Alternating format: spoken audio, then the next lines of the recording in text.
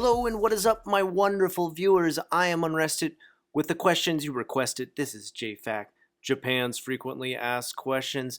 Today our question is about black companies, kuroi kaisha or buraku kaisha as they are known. And people are asking me, I've seen these in japantimes.co.jp recently about a settlement that had happened between, I believe it was a pub called Watami Company owned pub and a settlement that a Japanese man had recently had when his daughter had died from being overworked there after only 2 months, which they were writing to me that it sounded very strange. How could someone be overworked in just 2 months? Well, let's get into what exactly black companies are and why they are labeled in such a way, and how this person could have been overworked to the point of actually committing suicide, it says in the article. I'm going to read a little bit of the article first, and then after that, you and I are going to talk about what exactly are these kuroi kaisha. On December 15th, the operator of a Japanese-style pub, Watami Company-owned pub, reached a settlement with the parents of a former employee who killed herself due to overwork. In the settlement, Watami admitted that the female employee's death was caused by excessive work. Said Kazunari Tamaki, a lawyer for the woman's parents, Mina Mori, 26, committed suicide June 2008, 2 months after beginning work for Watami. She was forced to work long shifts until the early hours and often hung around until the first train of the next morning. According to court documents, her overtime was found to be in excess of 140 hours a month. That's insane. In excess of 140 hours a month. Think about your average work week of being 40 hours. Okay? Now, if you times that by 4, 160, right? So it's like she worked double for 8 hours a day. So almost like 16 hours a day. That's insane. She had 4 days off in a 2-month period. Quote unquote, "My body hurts. I feel exhausted," she wrote in a note in May. "I feel emotionally numb. I can't move as fast as I want to. Please help me. Somebody help me." Buraku Kigyo, or Buraku Kaisha, so-called black or dark enterprises, are probably the epitome of everything that's wrong with Japan today. In 2013, it was among the top trending words of the year. Haruki Kono, head of Posse, a group that helps young people with problems in their working environment, says black enterprises typically hire young employees and then force them to work large amounts of overtime without extra pay. And when they say this, work amounts of overtime without extra pay, they mean without extra benefits too. They should have mentioned this in there. Some of these people are working 8 to 12 hours on a 4-hour schedule, part-time work only, so that they're not paid insurance and they're not paid into Japan's pension plan, and they're not receiving all the other government benefits that you get that a company has to pay on your behalf when you join this company. So that's otherwise that they abuse you that are not listed here. While specifics may vary from company to company, conditions are generally poor and workers are subjected to verbal abuse, sexual harassment, and bullying. Immigrants typically bear the brunt of such treatment, Kono told me in an interview. In Japan, young people in particular suffer the original and partially mentioned terms in the beginning of this article. The term was popular among college students looking for jobs. It was shorthand for companies that worked its employees into the ground. Quite literally, huh? Kono says black enterprises are able to flourish due to the existing conditions in the labor market. In 1985, regular employees accounted for 85% of the workforce. These days, the number is roughly 60%, a shift in job security caused by the easing of labor dispatch laws. Those of you who don't know, in the past, like the bubble era Japan, about early 1990s to about mid 1990s, if you got a job in Japan, you kept your job your entire life. And this meant, like, even if you totally screwed up at the job or, were late to work or anything, these companies would keep you and stay loyal to you as long as you were loyal to them. Now, there was still a lot of overworking involved, but these companies would not fire you. They would not lay you off. They would do everything in their ability to keep you on year after year and give you a raise year after year. Slowly, this has gradually been dissipating since the pop of the bubble era back in the late 90s. Good jobs are hard to find, and people willing to put up with a lot before quitting, Kono says. It's worth noting that black enterprises are not exactly a new phenomenon. In early July 2000, so like I said, late 90s is when this started to happen, advertising giant Dentsu Incorporated admitted it was responsible for the 1991 suicide of a 24-year-old employee who had become depressed due to overwork. Dentsu agreed to pay his family about 168 million in damages. 168 million yen, I should make that appropriately listed. In March 2000, the Supreme Court heard that Ichiro Oshima typically couldn't leave work before 6 a.m., which that's insane, guys. They don't mean he was working night shift and left at 6 a.m. They mean he worked a normal daily shift starting in the morning, worked all the way through the night, all the way till the next day, till 6 a.m., and then went home. And you're like, well, that doesn't make any sense. How would he have any time to sleep? Yeah, exactly. Listen, when Oshima returned home after these shifts, he basically only had time to change his clothes before returning to work.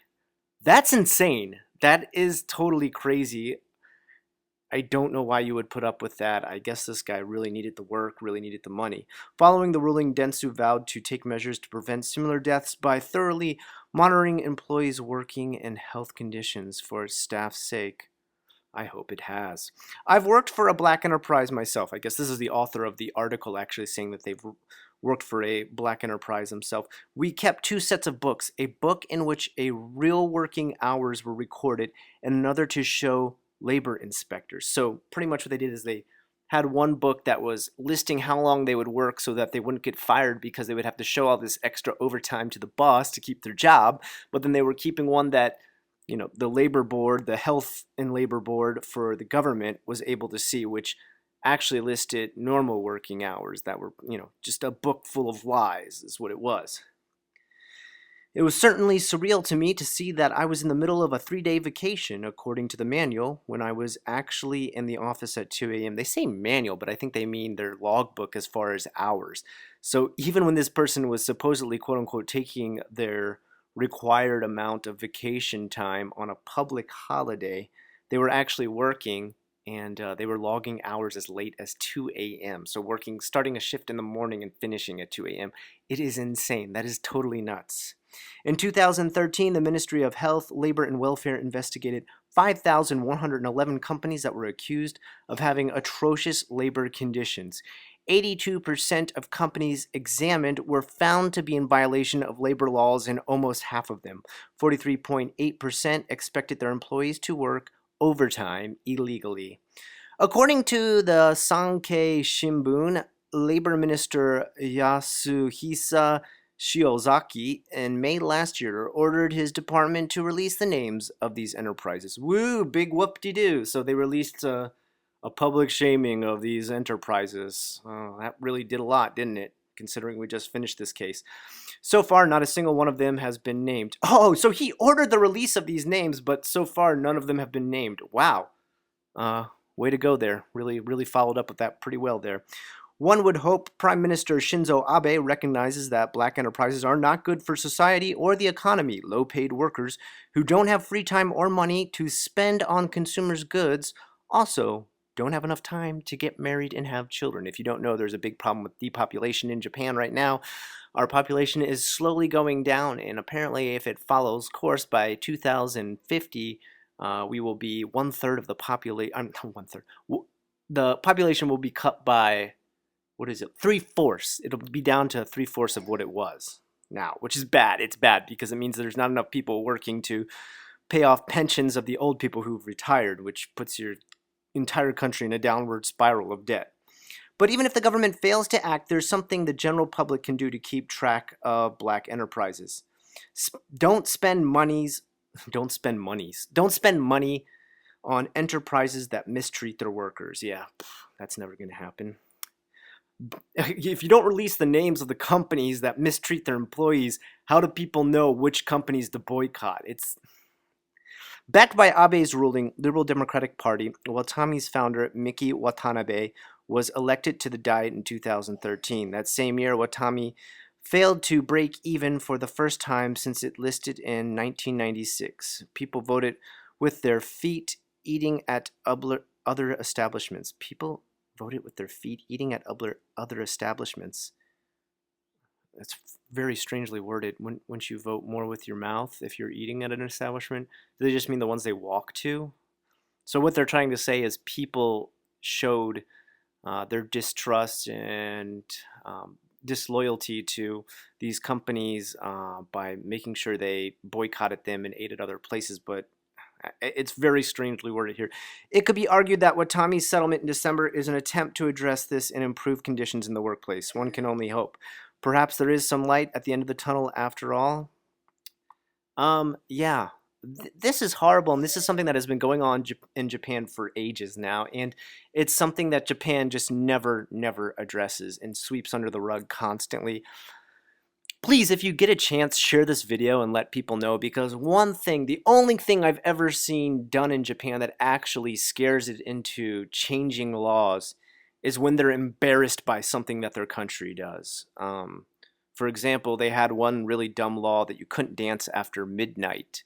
And they were able to finally change this because this started to get a lot of publicity after the 2020 Olympics were noted to be held here. And the fact that, of course, when a lot of gaijin are going to come over here and party it up, that they realized they couldn't dance or go clubbing after midnight. Or I guess they could go, but all they could do is drink. If they were literally caught dancing, they could get arrested, which sounds like some sort of like 1920s, like, archaic law.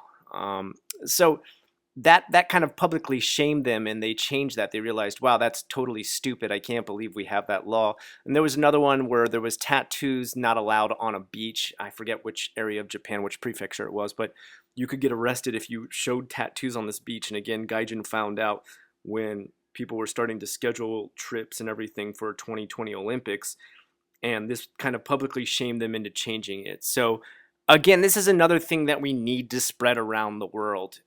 You don't need to necessarily do it just via this video. You need to do it via this article in the japantimes.co.jp.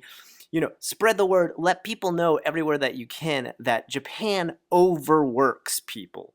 I see it constantly. I see it all the time. I see it almost at every company I've ever worked at too. Now, it's not as extreme as this situation where these people have been worked to death, but even companies that you know very well, like Toyota, has been caught in scandals where they've overworked one man. I remember back, I think it was like in 1995, they overworked this guy to the point that his heart failed. He was a 30-year-old guy in good physical condition. And because he was worked like this other guy they talk about here who, had enough time to go home and change his clothes and that's it, he was never getting any sleep. And the thing that happens when you never sleep and your body never gets to recuperate is your heart eventually fails. And that's what happened to this guy who was a healthy 30-year-old. His heart literally stopped beating because he was worked to death. There is a word in Japanese that literally means to be worked to death. And it's something that I think this country should be very ashamed of. I think any country, and Japan's not the only one. There's other countries too that overwork their people. China's notorious for it. There was people working for Apple who were literally jumping out of the balconies of the apartments that they were put in because they were committing suicide to get out of the horrible work conditions. And you know what Apple did? Did they address it by getting some sort of counselor on there or go ahead and reducing these hours to an appropriate, humane amount? No. They put screens on the balconies so people would stop jumping to their death. That's all they did. So there is a lot of inhumane working conditions around the world, and Japan is guilty of doing this just as much. That needs to be spread. The word needs to be spread about this. It's horrible. Almost every job I ever worked, I would work the appropriate 8 hours like I was scheduled to work. But I remember the Japanese staff staying at least till 7 or 8 o'clock, which means they put in almost a 12-hour day every day. It would be to do really idiotic things like overclean the building or to work on side projects that maybe the company owner had for themselves. I remember the company owner was going to have a wedding. Okay, this had nothing to do with the company was a kindergarten. That was the business. It was a kindergarten. And she was too cheap to hire people to do the random things that you have done for a wedding, such as, flower arrangements, place settings. One of the most important things a lot of Japanese weddings have is you make like a video slideshow. She had her staff stay there and do this for her off the clock. They didn't even get paid for this. So not only did they get worked extra hours that they weren't paid for, but they were doing shit that didn't even have to do with the job. I remember them complaining to me that they had to put together like this, slideshow of photos of the owner with her new husband that she was about to marry. It's bullshit, man. It's bullshit. Nobody should have to be put through this. And even more so, they shouldn't be abused. Another company that you may know because it's in America as well is Uniqlo. All right? This is another black company, another black enterprise, as it's called. Okay? Now, the reason they're known for being notorious is they'll fire anybody on a whim. They have insane fold times, like different types of hustle times for how fast you're supposed to stock clothing. And they have like these all down to a certain like insane minute, like down to like you have to have a shirt folded and put away like this many shirts in 5 minutes, this many shirts in 10 minutes. And if you don't hit those time limits, you could lose your job. You could just be fired on the spot. And they're notorious for this. They're notorious for working people tons of extra overtime with zero pay. They're notorious for putting people on part-time, but then working them full-time and giving them zero benefits of full-time employment. So spread the word, get it out there, let people know these companies exist, and hopefully it can put pressure on not just Japan, but this guy who is running this department that's supposed to be naming these companies publicly and listing them and shaming them. It'll get the shame out there for these companies, and losing face in Japan is one of the worst things for anybody to go through. That's what these companies should have to go through. I think it's a very small price to pay considering some of these people have been killed by these companies, literally by being worked to death. Anyway, kind of a grim topic today. Hopefully our next one's a little more upbeat, but that is our question. Black enterprises on JFAQ, Japan's frequently asked questions. I am Unrested with the questions you requested. Always looking for great questions from you, the Unrest team. Until next time, have a good one, folks.